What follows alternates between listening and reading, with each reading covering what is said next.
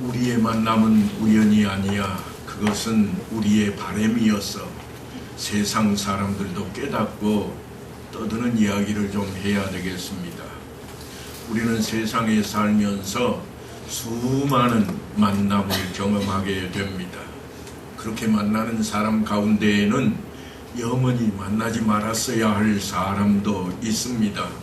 불행한 일이 생기고 도저히 회복할 수 없는 그러한 괴로움과 타격을 입는 경우도 있습니다. 그런가 하면 그 만남을 통해서 기회가 창출되는 놀라운 역사를 담은 만남도 있습니다. 새로운 안목과 소망을 가져다 줍니다. 이탈리아의 나폴리 근처 작은 섬에 마리오라고 하는 한 청년이 살고 있었습니다.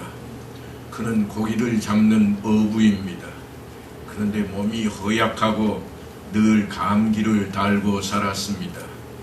고기를 잡는 어부이기는 하지만 실력이 형편없어서 사람들이 늘 무능하다고 핀잔을 주곤 했습니다. 그러다 보니까 그를 좋아하는 사람이 아무도 없었습니다. 처녀들 중에 아무도 그에게 시집 가려고조차 하지를 않았습니다.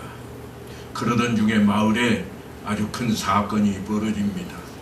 노벨 문학상을 받은 그 유명한 파블로라고 하는 사람이 그 마을로 이사를 오게 된 겁니다. 이 사람은 칠레 출신인데 정치적인 망명지로 이 한적하고 조용한 섬 안에 있는 조용한 그 마을을 택하였습니다. 파블로가 그 마을에 이사를 오자 놀라운 일이 벌어집니다. 그렇게 한산하던 우체국에 갑자기 엄청난 우편물이 쏟아져 들어오기 시작했습니다. 세계 각국에서 엄청난 양의 편지가 파블로에게 전해진 겁니다. 뿐만 아니라 파블로는 또 답장을 써대느라고 이 우체국이 날마다 그 사람 한 사람 때문에 바삐 움직이는 모습이었습니다. 그러자 이 작은 섬에 이제 우체국장으로 있던 이 한 사람이 임시 직원을 뽑아야 되겠다 생각을 했습니다. 왜냐하면 지금까지는 자기가 우체국장이면서 그 우체국의 직원이었기 때문입니다. 워낙 일이 많아서 임시 직원을 한 사람 뽑기로 했지만 가난한 어촌 선 마을에 문맹인들만 가득해서 뽑기가 쉽지 않았습니다. 고기잡이 하는 일에만 모두 몰두하다 보니 글을 읽을 줄 아는 사람이 별로 없었고 오직 한 사람 마리오만이 글을 알고 있었습니다. 마리오는 허약하고 고기잡이에 서툴러서 한때 집에 남아서 글을 배웠던 적이 있습니다. 자연스럽게 마리오는 우체국의 임시 직원이 되었습니다. 날마다 마리오는 자전거를 타고 언덕 위에 새로 지은 파블로의 집에 편지를 배달했습니다. 그렇게 무능하기 짝이 없던 마리오가 파블로를 만나게 되자 놀라운 일이 다시 한번 벌어집니다. 세기의 문학가인 파블로 앞에 이 마리오의 시적인 감성이 서서히 드러나기 시작한 겁니다. 문학적인 감성이 꿈틀거리기 시작했습니다. 깨끗한 영혼과 따뜻한 마음을 통해서 그의 아름다운 언어들이 살아나서 숨쉬기 시작합니다. 그러니까 마리오는 더 이상 무능한 어부가 아니었습니다. 파블로가 볼 때에 자신 못지않게 놀라운 감성을 지닌 문학가로 보이기 시작했습니다. 그러니까 마리오는 자신조차도 알지 못했던 아주 유능한 시인으로 당대에 자리를 잡게 됩니다. 마리오의 순수하고 깨끗한 감성에서 흘러나온 시어들은 마침내 그 마을에서 가장 아름다웠던 베아트리체의 마음을 사로잡았고 그 해가 가기 전에 그들은 결혼하기까지 이룹니다. 이 이야기는 1952년 노벨 문학상을 수상한 파블로와 마리오의 만남을 소재로 해서 만들어진 이탈리아 영화 일 포스티노의 스토리입니다. 이들도 우리의 만남은 우연이 아니야 이 노래를 알고 있었을까요? 마리오가 파블로를 만나지 못했다면 그는 결국 무능한 어부로 살다가 핀잔과 무시를 받는 가운데 나날을 보냈을 것입니다. 그러니까 우리가 누구를 만나는가 하는 것은 대단히 중요합니다. 누구를 만나는가에 따라서 삶의 질과 차원이 달라지기 때문입니다. 그런데 세상에는 그 어떤 만남보다도 대단한 만남이 있었습니다.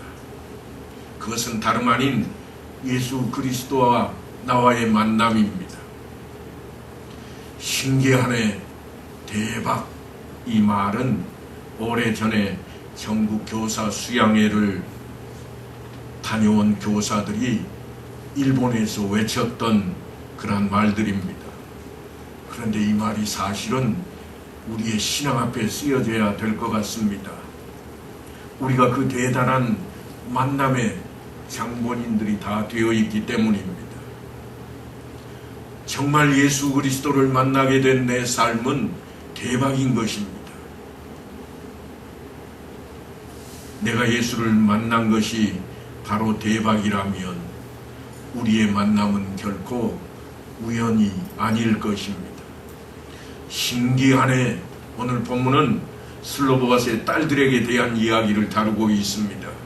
이들은 그 유명한 요셉 아들인 므낫세의 후손들입니다. 이스라엘 백성들은 시딤에서 일어난 일로 엄청난 징계를 받았고 그 폭풍을 간신히 가라앉히고 있습니다. 그렇게 숨을 고르고 있는 이스라엘 백성들에게 요단강 건너편에서 하나님께서는 젖과 꿀이 흐르는 가나안 땅으로 들어가기 위해 마지막 준비 작업을 시키십니다. 그것은 가나안 땅에 들어가서 차지할 땅을 분배하는 인구조사였습니다. 그 중요한 시점에 슬로보아스의 딸들이 모세 앞에 이의를 제기합니다. 지금 모세가 땅을 분배하려고 인구조사를 하고 있는데 슬로보아스의 딸들이 외칩니다. 이의 있습니다. 이야기가 무슨 이야기인가 하면 인구조사의 당대에 여인들이 거명되지 않았기 때문입니다. 남성들만, 일정한 나이 이상 된 남자들만, 다시 말해서 전쟁에 나갈 만한 남성들로만 구성이 되어 있는 그 인구조사에 자신의 집안이 아무도 들어있질 않습니다. 그래서 이제 가나안 땅에 들어가서 차지할 땅을 분배받을 이 인구조사에서 모세 앞에 슬로보아스의 딸들이 뭔가 문제가 있노라고 외칩니다. 우리 아버지가 광야에서 죽었으나 여호와를 거슬러 모인 고라의 무리에 들지 아니하고 자기 죄로 죽었고 아들이 없나이다. 어찌하여 아들이 없다고 우리 아버지의 이름이 그의 종족 중에서 삭제되리이까.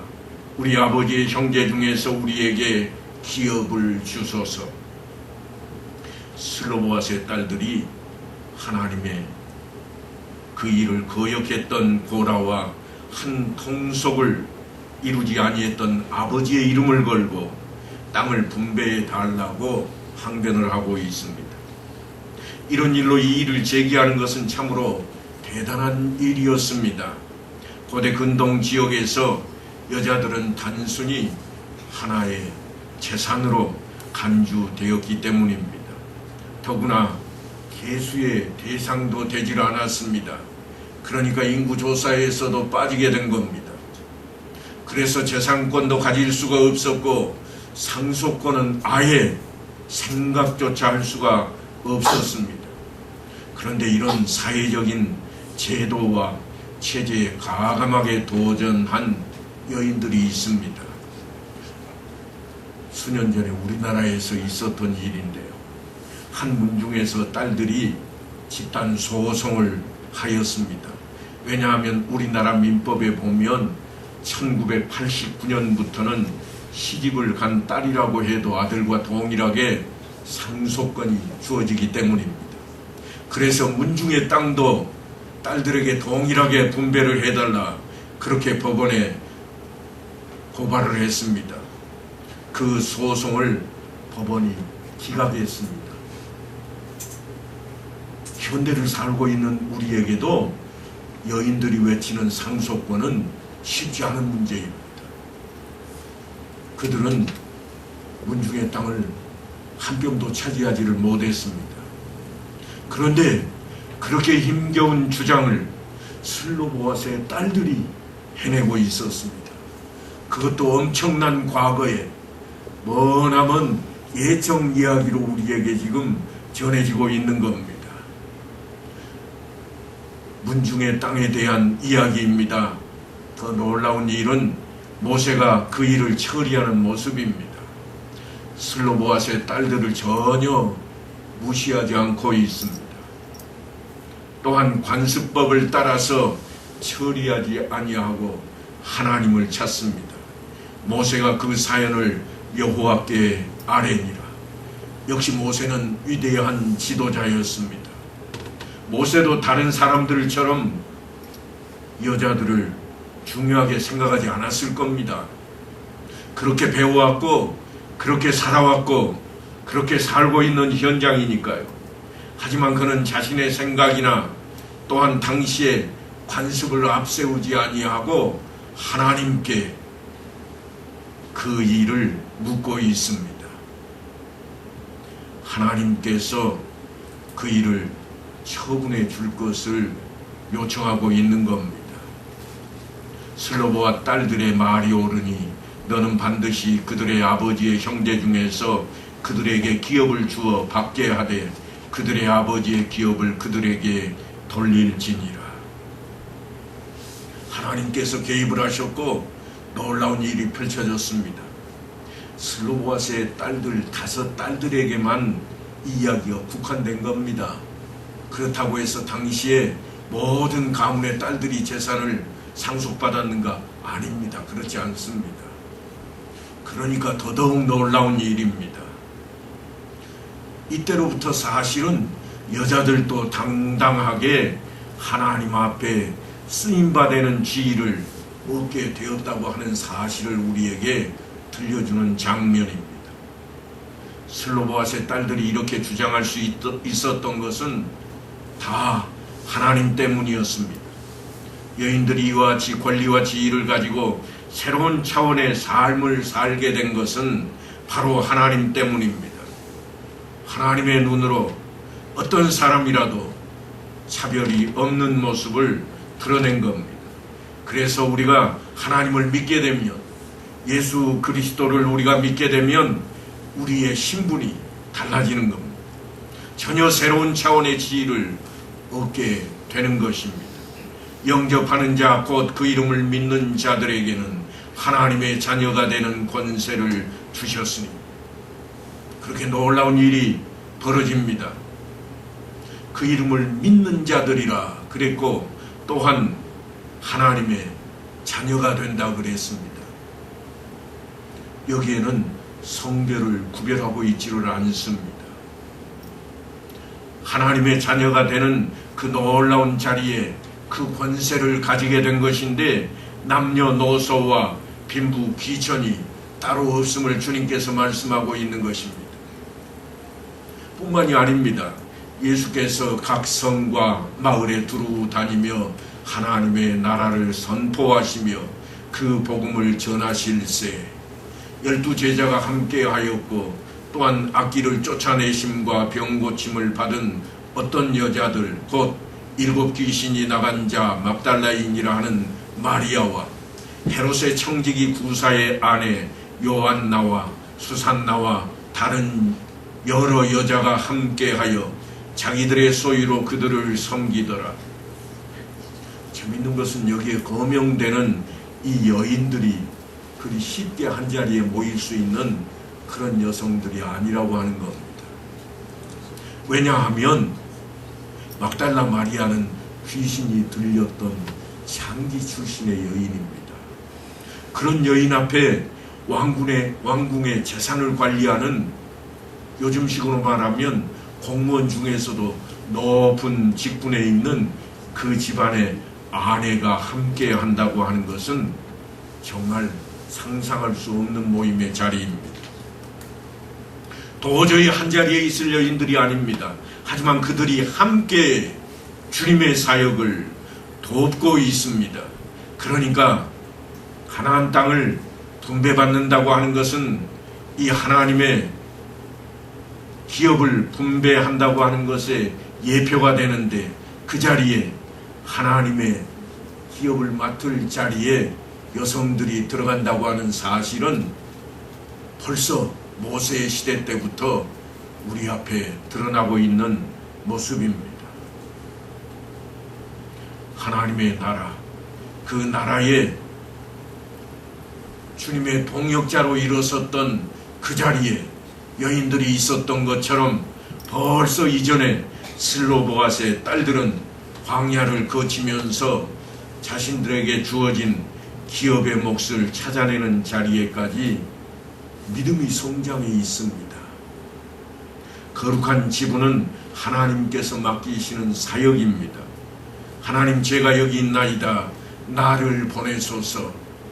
다름 아닌 이사야 선지자가 엎드려서 외치는 함성입니다. 바로 그 외침이 우리의 외침이 되어야 할 것입니다. 슬로보앗의 딸들이 당당하게 기업을 요구했던 일과 하나님께서 차별 없이 허락하셨던 일들은 성경 역사의 면면이 흐르고 있습니다. 그 가운데 가장 두드러워진 여성 지도자는 사사시대의 드보라라 할 것입니다.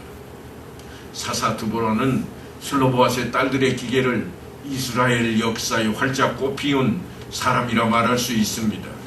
이스라엘을 침공한 가나안 땅의 야빈 왕을 물리치고 드보라가 이렇게 노래합니다. 이스라엘에는 마을 사람들이 그쳤으니 나 드보라가 일어나 이스라엘의 어머니가 되기까지 그쳤도다. 사사기 5장에 있는 이야기인데요. 이스라엘 관원들은 모두가 당대에 다 남자들이었습니다. 전쟁터에 나가 싸울 만한 군사들도 다 남자들이었습니다. 그런데 그때 가나안에 야빈이 군대를 이끌고 쳐들어오자 모두 꼬리를 내리고 도망쳐버린 겁니다. 집 밖에 아무도 얼굴도 내밀질 않습니다. 마을 사람들의 활동이 그쳤습니다. 보이는 사람이 없습니다. 두 눈을 크게 뜨고 보아도 찾아볼 수가 없었다는 이야기입니다. 그래서 드보라가 분연히 일어났습니다. 그리고 적군을 물리치고 이스라엘의 어머니가 되었다는 이야기입니다. 드보라가 사람을 보내 게데스에 있는 아비노함의 아들 바락을 부르고 그에게 병권을 맡깁니다. 자기가 사는 땅에 남자들이 형편없어서 저 멀리 있는 게데스에 있는 아비노함의 아들 바락을 불러들입니다. 장군으로 임명하기 위해서입니다.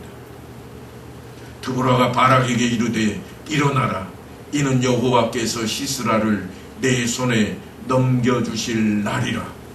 이렇게 전쟁은 시작되었고 곧 이어서 결말이 납니다. 여호와께서 바락 앞에서 시스라와 그의 모든 병거와 그의 온 군대를 칼날로 혼란에 빠지게 하시매 시스라가 병거에서 내려 걸어서 도망한지라. 바로 그때 한 여인의 이름이 하나 더 등장을 하는데요. 그 여인은 야엘입니다.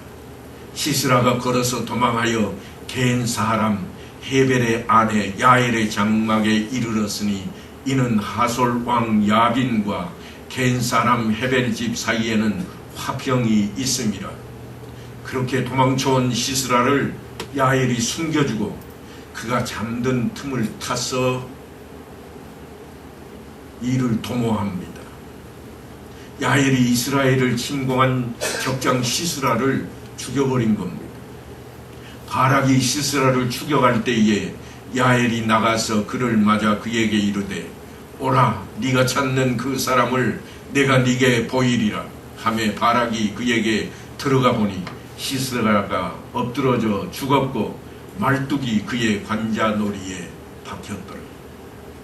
그러니까 시스라의 관자놀이에 말뚝을 박아 죽인 사람이 누구였는가 하면 여인입니다. 전쟁 이야기인데 여인들이 등장하고 있는 사사기의 내용입니다. 이스라엘 사사기의 전승기에는 오늘 거명된 두 여인의 이름이 등장을 합니다. 그런데 그 이름들이 뜻하는 것을 가만히 들여다보면 놀랍지 않을 수가 없습니다. 드보라라 하는 이 이름은 꿀벌을 지칭합니다. 그래서 요즘 그 벌꿀 집 이름이 드보라라 하는 가게 이름들이 종종 있습니다. 특별히 이스라엘 땅에 가면 거반 그 이름을 사용합니다. 또한 야엘이라 하는 이름의 뜻은 우유입니다. 젖을 내는 여인이라는 의미도 담고 있습니다.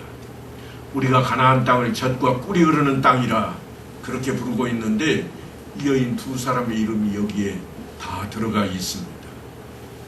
야엘과 드보라에 의해서 젖과 꿀이 흐르는 땅이 새롭게 변모하고 있는 사사시대의 이야기를 우리가 가만히 들여다볼 수 있는 것입니다.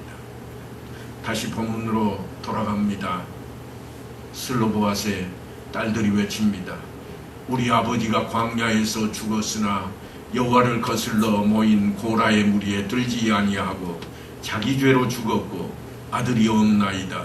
어찌하여 아들이 없다고 우리 아버지의 이름이 그의 종족 중에서 삭제되리이까. 우리 아버지의 형제 중에서 우리에게 기업을 주소서. 슬로보앗의 딸들에게 있어서 이 가나안 땅은 단지 흙이나 부동산이 아니었습니다. 재산권이나 상속권을 두고 분쟁하려고 하는 것이 아닙니다. 그들에게 가나안 땅은 신앙의 땅이었고 언약의 땅이었습니다. 하나님의 나라입니다. 하나님과 이스라엘이 맺은 약속의 표시였습니다. 그런데 남성인 아버지가 그 사이에 죽어버렸습니다. 대를 잇지를 못했습니다. 아들과 차이만으로 포기하기에는 너무나 가치 있는 그러한 복인데 그래서 아버지의 이름을 걸고 나서고 있는 겁니다. 반란을 했던 무리에 결코 들지 않았던 자기 아버지 이름을 걸고 우리도 그 땅에 그 약속의 땅에 우리 아버지 이름을 세워달라고 외치고 있습니다. 그러니까 아버지 슬로보앗의 이름이 이스라엘에서 그리고 자신의 가문에서 영영이 지워지는 것을 막아내고 있다고 하는 것입니다. 그들의 태도는 하나님의 약속을 신뢰하고 하나님 나라에 참여하려고 하는 강렬한 열망의 표현이었습니다. 조금만 힘들어도 애굽으로 돌아가겠다고 아우성치던 그러한 이스라엘의 잠시 전의 세대인 남성들과 대조되는 그러한 태도였습니다. 하나님께서 이스라엘에게 부여한 그 땅의 가치와 중요성을 깨달았고 전통에 용감하게 방귀를 들고 이의를 제기한 여성들이었습니다. 하나님 나라가 얼마나 값진 것인지 그 땅에 자기 아버지의 이름을 결코 사라지게 할 수 없었다고 하는 것입니다. 슬로보앗의 딸들은 광야 생활 40년을 통해서 하나님을 알게 되었습니다. 구름 기둥과 불 기둥을 바라보면서 하나님이 누구신지를 배웠습니다. 그리고 깨달았습니다. 그래서 하나님께서 통치하시는 나라, 하나님 나라를 사모하게 된 것입니다. 그들은 하나님께서 약속하신 젖과 꿀이 흐르는 그 땅을 소망하게 되었고 그 소망을 내려놓지 않았습니다. 하지만 그들에게 문제가 생겼습니다. 그 땅을 분배받을 수가 없었습니다. 왜냐하면 그의 아버지가 죽었고 그 후손으로 딸만 5이 있었기 때문입니다. 그래서 벌어진 이야기가 오늘 우리가 대하고 있는 본문의 이야기입니다. 그런데 그들이 모세를 만났습니다. 하나님의 사람 모세를 만나자 그 일은 하나님의 뜻대로 해결이 되고 있습니다. 여성들에게도 세상을 상속할 수 있는 일이 그 길이 열리게 된 것입니다. 사랑하는 성도 여러분, 마리오라고 하는 이 청년 어부가 파블로를 만나지 못했다면 어떻게 되었을까요? 아마도 무능한 어부로 무시당하며 살다가 생을 마감하고 말았을 것입니다. 그러니까 우리가 누구를 만나는가 하는 것은 대단히 중요합니다. 우리의 삶의 질과 차원이 거기에 달려 있습니다. 그런 세상에는 어떤 만남보다 대단한 만남들이 늘 있습니다. 우리가 사람을 만날 때 친구라 그렇게 지칭하는 것이 다름 아닌 그러한 만남이라 말할 수 있을 것입니다. 하지만 세상은 속이기도 합니다. 친구도 사람을 속입니다. 그러나 우리가 예수와의 만남을 갖는 것은 결코 속임수가 없는 만남이요 하나님의 언약 속에 있는 만남이 될 것입니다. 슬로보아스의 딸들이 문제 앞에서 모세를 찾았던 것처럼 오늘날 우리도 예수 그리스도를 찾고 하나님을 만나야만 하겠습니다. 너희는 여호와를 만날 만한 때를 찾으라. 가까이 계실 때에 그를 부르라 하신 그 말씀처럼 우리가 예수 그리스도를 통해서 그 만남을 통해서 하나님을 만나게 되고 하나님 앞에 우리의 기도를 간구함으로 하나님께서 허락받는 놀라운 은혜를 덧입어야 할 것입니다.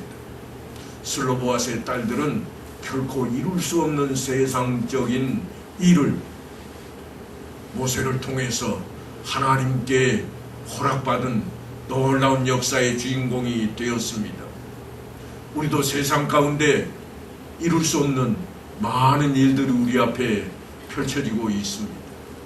문명이 발달한다고 할지라도 또한 세상이 살아가는 데 부족함이 없다 할지라도 여전히 우리 앞에는 문제가 생기고 그 문제 앞에 우리는 늘 낱낱이 드러나 있는 우리의 모습을 바라볼 수밖에 없습니다.